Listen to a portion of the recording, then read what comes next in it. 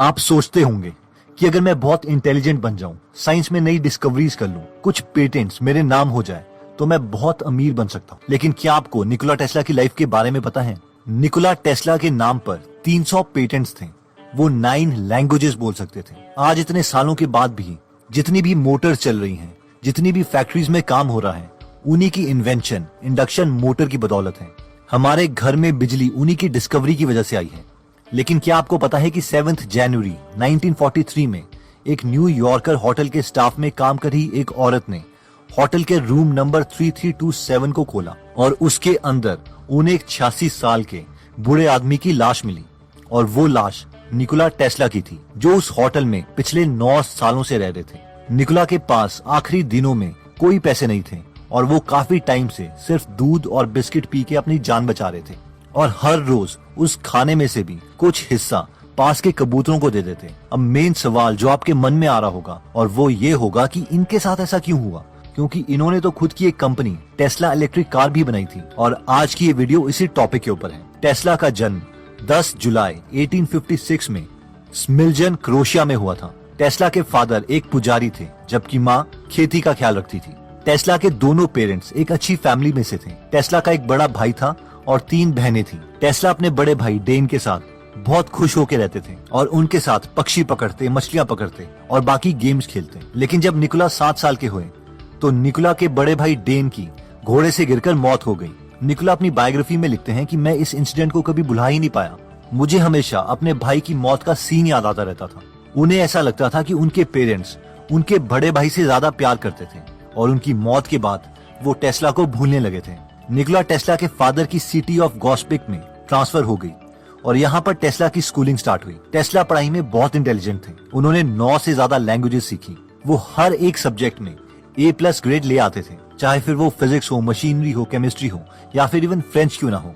सारे teachers Tesla को बहुत अटेंशन देते, जिसकी वजह से बाकी स्टूडेंट्स उनसे चिढ़ने लगते। वो इतनी मेहनत करते थे कि उन्होंने 4 साल की स्कूलिंग 3 साल में कंप्लीट कर ली।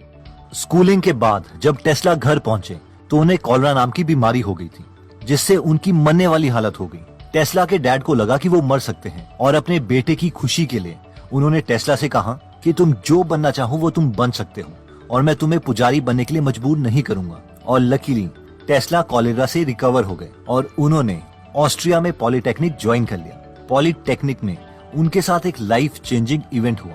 फिजिक्स की क्लास में उनके प्रोफेसर्स ने उन्हें डायनामो दिखाया, जो DC यानी डायरेक्ट करंट से चलता था। जब एक तार में इलेक्ट्रॉन्स एक ही डायरेक्शन में जाते हैं तो उसे DC यानी डायरेक्ट करंट बोला जाता है। लेकिन अगर उसी तार में इलेक्ट्रॉन पहले आगे जाएं और फिर पीछे आए तो उसे AC यानी ऑल्टरनेटिंग करंट बोला जाता है। तो उस फिजिक्स के प्रोफेसर ने क्लास में कहा, ये देखो डायनामो जो DC से चलता है। इस पर टेस्ला ने कहा कि अगर हम DC की जगह AC यूज करें तो ये ज्यादा एफिशिएंटली बनाया जा सकता है। जिस पर प्रोफेसर को गुस्सा आ गया और उन्होंने उस डायनामो में से कम्यूटेटर को हटा दिया, जो कि AC को DC में कन्वर्ट करता था, जिससे वो डायनामो काम करना बंद हो गया। और प्रोफेसर ने कहा, देखा ये AC यानी ऑल्टरनेटिंग करंट से नहीं चलता। और इस इंसिडेंट के बाद टेस्ला ने अपने लाइफ मिशन ही बना लिया AC यानी ऑल्टरनेटिंग करंट पर काम करने का। और उनकी पूरी लाइफ की मैक्सिमम डिस्कवरीज AC से ही रिलेटेड हैं। अपने कॉलेज के फाइनल ईयर तक आते आते टेस्ला स्टडी से बोर हो गए और उन्होंने जुआ, ताश वगैरह खेलना स्टार्ट कर दिया और कॉलेज बीच में ही छोड़ दिया। अपनी फादर की डेथ के बाद उन्होंने ब्यूडापेस्ट में एक अमेरिकन टेलीफोन एक्सचेंज पर काम करना शुरू किया, जहां पर वो खंभों पर चढ़कर टेलीफोन लाइंस को ठीक करते हैं। टेस्ला इमेजिनेशन में बहुत अच्छे थे। वो कहते हैं कि पार्क में चलते चलते भी वो पूरी मशीन इमेजिन कर लेते थे, उसका एक एक पार्ट, वो कैसे घूमेगी, कैसे काम करेगी, एक्सेट्रा। तो एक बार पार्क में चलते चलते उन्होंने एक बहुत ही फेमस कॉन्सेप्ट सोचा, जो आजकल के हर इलेक्ट्रिकल इंजीनियर को पता है, जिसे AC मशीन्स चलती हैं, और वो था रोटेटिंग मैग्नेटिक फील्ड्स। इस समय थॉमस एडिसन भी अपने बिजनेसेस में काफी सक्सेसफुल हो चुके थे। उस वक्त एडिसन की कंपनी अमेरिका और पूरे यूरोप में अमीर लोगों के घर में अपनी DC करंट से लैंप लगवाती थी और रोशनी देती थी, जिससे वो काफी पैसे कमा रहे थे। टेस्ला एडिसन को सेंट्रल स्टेशन में एक लेबोरेटरी में मिले और एडिसन ने टेस्ला से पूछा कि उन्होंने कभी किसी इंसान को खाया है। ऐसा एडिसन ने टेस्ला से इसलिए पूछा क्योंकि जहां पर टेस्ला रहते थे उनके पास एक गांव में लोग मानते थे कि ड्रैकुला अभी भी जिंदा है। एडिसन ने टेस्ला को अपनी कंपनी में नौकरी दे दी। टेस्ला को एडिसन का काम करने का स्टाइल बहुत ही अजीब सा लगता था, क्योंकि एडिसन हर परम्यूटेशन कॉम्बिनेशन लगा के डिस्कवरीज करते थे, जबकि टेस्ला को लगता था कि ये टाइम वेस्टिंग है, क्योंकि एक दो फिजिक्स की छोटी इक्वेशंस को यूज करके एडिसन अपना काफी टाइम बचा सकते थे। इस वक्त तक टेस्ला एक सक्सेसफुल एसी इंडक्शन मोटर बना चुके थे और ये उन्होंने एडिसन को बेचने की सोची, लेकिन एडिसन को वो बिल्कुल पसंद नहीं आई और उन्होंने उस प्लान को रिजेक्ट कर दिया। एडिसन ने टेस्ला से कहा कि अगर वो उनके इक्विपमेंट्स को रीडिजाइन करके उन्हें ज्यादा एफिशिएंट बना लें तो वो उन्हें $50,000 देंगे। टेस्ला ने कुछ ही दिनों में एडिसन के इक्विपमेंट को रीडिजाइन किया और एडिसन से अपने $50,000 मांगे, जिस पर एडिसन ने हंसते हुए टेस्ला से कहा, क्या यार, ये एक अमेरिकन जोक था, तुम तो बहुत नासमझ हो, ये भी नहीं समझे। टेस्ला को ये बात अच्छी नहीं लगी और उन्होंने जल्दी ही एडिसन की नौकरी छोड़ दी। टेस्ला की शराफत का दो बिजनेसमैन ने फिर से फायदा उठाया था। रॉबर्ट लेन और बीए वेल की न्यू जर्सी में लाइटनिंग की मैन्युफैक्चरिंग कंपनी थी। इन दोनों बिजनेसमैन ने कहा कि अगर टेस्ला इनकी लाइटनिंग के प्रोजेक्ट में मदद करते हैं तो वो उनका नाम अपनी कंपनी के साथ जोड़ देंगे और उन्हें अपनी कंपनी के शेयर्स भी देंगे। लेकिन टेस्ला ने इंसिस्ट किया कि वो इस प्रोजेक्ट के बाद अपनी एसी मोटर को डेवलप करने में इन्वेस्टमेंट चाहते हैं, जिस पर वो दोनों बिजनेसमैन मान गए।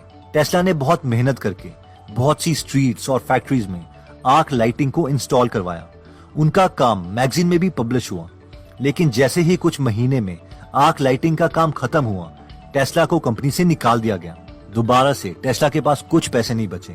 वो अपनी मशीन्स को बनाने में इतने बिजी हो जाते थे कि वो अपनी फाइनेंशियल सिक्योरिटी को ही भूल जाते थे और अनफॉर्चुनेटली इन्हें गड्ढे खोदने का काम करना पड़ा। वहाँ पर काम कर रहे फोरमैन ने देखा कि टेस्ला बहुत इंटेलिजेंट है और उन्हें अपनी कंपनी के चीफ इंजीनियर एल्फ्रेड ब्राउन से मिलवाया। ब्राउन ने लकीली टेस्ला के मैगजीन आर्टिकल्स पढ़े थे और वो टेस्ला से बहुत इम्प्रेस्ड हुए, इसलिए उन्होंने टेस्ला को एक बैंकर से मिलने के लिए कहा, जिनका नाम था चार्ल्स पेक। ब्राउन ने कहा कि अगर टेस्ला पेक को इम्प्रेस कर देंगे तो पेक उन्हें उनके काम के लिए फंडिंग दे सकते हैं। उस वक्त एक अंडे को सीधा खड़ा करना एक बहुत ही बड़ी स्किल मानी जाती थी और टेस्ला ने कुछ ऐसा ही किया। टेस्ला ने एक ब्रास का अंडा बनवाया और उसके आसपास अपने एसी सर्किट्स लगा दिए। जब उस एसी सर्किट ने रोटेटिंग मैग्नेटिक फील्ड प्रोड्यूस करी तो वो ब्रास का अंडा घूमने लगा और एकदम सीधा घूमता रहा। इससे पेक बहुत इम्प्रेस हो गए और इन तीनों ने, टेस्ला, पेक और ब्राउन ने मिलकर एक कंपनी खोली जिसे नाम दिया गया टेस्ला इलेक्ट्रिक कंपनी। अगले 15 सालों में टेस्ला ने बहुत इन्वेंशंस करी और बहुत काम पेटेंट करवाया। 1888 में टेस्ला ने एक स्पीच दी जिसका नाम था a new alternating current motor, जिसमें उन्होंने पहली बार दुनिया को दिखाया कि इलेक्ट्रिसिटी सिर्फ लाइट्स के लिए ही नहीं बल्कि अप्लायंसेज और फैक्ट्रीज में मशीन्स के काम भी आ सकती है। ये लेक्चर बहुत ही फेमस हुआ। वेस्टिंग हाउस के एक इन्वेस्टर बहुत जल्दी टेस्ला से मिलने आए क्योंकि वो समझ गए थे कि टेस्ला बहुत बड़ी इन्वेंशंस करने वाले हैं। वेस्टिंग हाउस ने टेस्ला को कहा कि वो टेस्ला को $5,000 देंगे, 20,000 के स्टॉक ऑप्शंस देंगे और हर एनर्जी प्रोड्यूस करने के लिए $2.5 देंगे एज अ रॉयल्टी। टेस्ला और वेस्टिंग हाउस के इंजीनियर्स ने एसी मोटर के डिजाइन को इम्प्रूव करने के लिए काम करना शुरू किया। ऑल्टरनेटिंग करंट की तरक्की देख के एडिसन को बहुत गुस्सा आया और वो चाहते थे कि लोग उनकी कंपनी से डीसी इक्विपमेंट्स लें, इसलिए उन्होंने एक चाल चली। उन्होंने एक इलेक्ट्रिक चेयर बनाई जिससे लोगों को करंट देके मरवाया जा सके। उसके बाद उन्होंने विलियम कैमलन नाम के एक अपराधी को चूज किया। इस अपराधी को वैसे भी मौत की सजा होनी थी क्योंकि इसने अपनी वाइफ का मर्डर किया था, इसीलिए विलियम को इस चेयर को यूज करके मारा गया जिसमें ऑल्टरनेटिंग करंट यूज किया गया। पहले विलियम के मुंह से झाग निकली, उसके बाद उनकी बॉडी हार्ड हो गई। सब उसकी मौत को देख के हैरान हो गए थे और उन सब लोगों को बताया गया कि इनको मारने के लिए ऑल्टरनेटिंग करंट यूज हुआ है, इसलिए ऑल्टरनेटिंग करंट खराब है। उसके बाद भी एडिसन नहीं रुके। उन्होंने 24 कुत्तों को एसी से टॉर्चर किया, एक घोड़े को एसी करंट देके मार दिया और एक फीमेल एलिफेंट को भी करंट देके मरवा दिया और उस पर एक शॉर्ट मूवी बनाई और सबको दिखाया कि ऑल्टरनेटिंग करंट कितना खतरनाक है। लेकिन टेस्ला नहीं रुके और उन्होंने एसी मोटर्स का डिजाइन पूरा किया। 1890 में टेस्ला को the American institute of electric engineers का वाइस प्रेसिडेंट बना दिया गया। उन्होंने बहुत सी डिस्कवरीज करी। उन्होंने ऑसिलेटर्स बनाए जिसकी मदद से फ्रीक्वेंसी को चेंज किया जा सकता है, कंडेंसर बनाया, इलेक्ट्रिक मीटर बनाया, इवन एक्सरेज पर काम किया। टेस्ला पहले इंसान थे जिन्होंने बताया था कि एक्सरे हमारी बॉडी के लिए खतरनाक हो सकता है। टेस्ला ने यह भी दिखाया कि किस तरीके से इलेक्ट्रिसिटी को बिना तारों के ट्रांसफर किया जा सकता है। It powers up. And the closer I get to it, the more it powers up. Tesla एक हाथ से हजारों वोल्ट्स की तार पकड़ लेते और दूसरे हाथ से बल्ब, और फिर वो बल्ब जलने लगता। लोग पूछते कि उन्हें करंट क्यों नहीं लग रहा, जिस पर टेस्ला बोलते कि उन्होंने एसी की फ्रीक्वेंसी बहुत इंक्रीज की हुई है, जिसकी वजह से करंट उनकी बॉडी से नहीं बल्कि उनकी स्किन से ट्रांसफर हो रहा है, और इसे स्किन इफेक्ट भी बोलते हैं। टेस्ला अपने काम में इतना बिजी हो जाते कि वो अपनी इन्वेंशंस को पेटेंट करवाना ही भूल जाते, और लोग उन्हीं के टेक्नोलॉजी को यूज करके कुछ नया इन्वेंट कर देते। For example radio. मैकरोनी, जिन्होंने सबसे पहले रेडियो का प्रैक्टिकल डेमोन्स्ट्रेशन दिखाया, उन्हें नोबेल प्राइज दिया गया, जबकि उसमें टेस्ला की बहुत सी टेक्नोलॉजी यूज की गई थी। टेस्ला ने अपने बहुत से काम पेटेंट नहीं करवाए थे, इसीलिए इस टेक्नोलॉजी के लिए उन्हें अपनी मौत के बाद क्रेडिट मिला। टेस्ला रेडियो वेव्स को वायरलेसली भेजने के बजाय पूरी बिजली को वायरलेसली भेजना चाहते थे, इसलिए उन्होंने रेडियो टेक्नोलॉजी पर काम नहीं किया। सब इन्वेस्टर्स को लगा कि रेडियो टेक्नोलॉजी में ज्यादा पैसे हैं, इसलिए टेस्ला की फंडिंग विड्रॉ कर दी गई और वो दोबारा से ब्रोक हो गए, और 86 साल की उम्र में वो गरीबी की हालत में मरे। तो दोस्तों, इस वीडियो में हमने देखा कि इतना ज्यादा ब्रिलियंट होने के बावजूद टेस्ला को बहुत बार लाइफ में गरीबी का सामना करना पड़ा, और एंड उनका बहुत ही दुख भरा था। मैंने जनरली ये देखा है कि कई एक्स्ट्रा ऑर्डिनरी माइंड्स अपने काम में इतने ज्यादा बिजी हो जाते हैं कि वो अपने को फाइनेंशियली सिक्योर ही नहीं कर पाते, और इन सब जीनियसेस को दुनिया तब रिकॉग्नाइज करती है जब उनकी मौत हो जाती है। और तब इसका क्या फायदा? जैसे कि नायग्रा फॉल्स में हाइड्रो इलेक्ट्रिक पावर प्लांट बनाया गया है, जहाँ पर टेस्ला की टेक्नोलॉजी यूज की गई है। इवन की वहाँ पर आज भी टेस्ला के ऑनर में उनका स्टैचू लगा हुआ है। इवन की इलॉन मस्क कह चुके हैं कि बेशक हमने अपनी कार कंपनी का नाम टेस्ला रखा है, क्योंकि टेस्ला को उतनी रिकॉग्निशन नहीं मिली जितनी वो डिजर्व करते थे, लेकिन हम एडिसन से ज्यादा इंप्रेस हैं, क्योंकि वो अपने आइडियाज को दुनिया तक पहुंचाने में सक्सेसफुल रहे।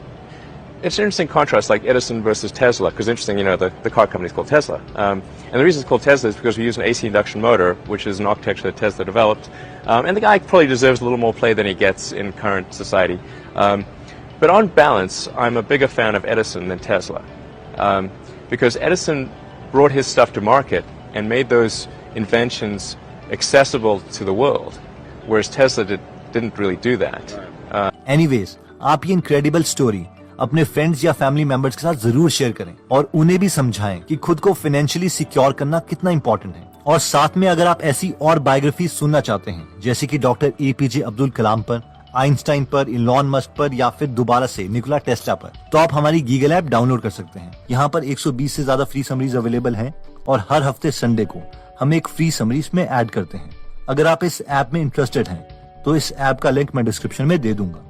एनीवेज, अगर आप ऐसी नॉलेजेबल वीडियोस मिस नहीं करना चाहते, तो सब्सक्राइब करने के बाद बेल का बटन जरूर दबा दीजिए। आप हमें कमेंट करके ये भी बता सकते हैं कि आप नेक्स्ट वीडियो किस टॉपिक पर चाहते हैं। जल्दी हम आपसे दोबारा मिलेंगे। जय हिंद।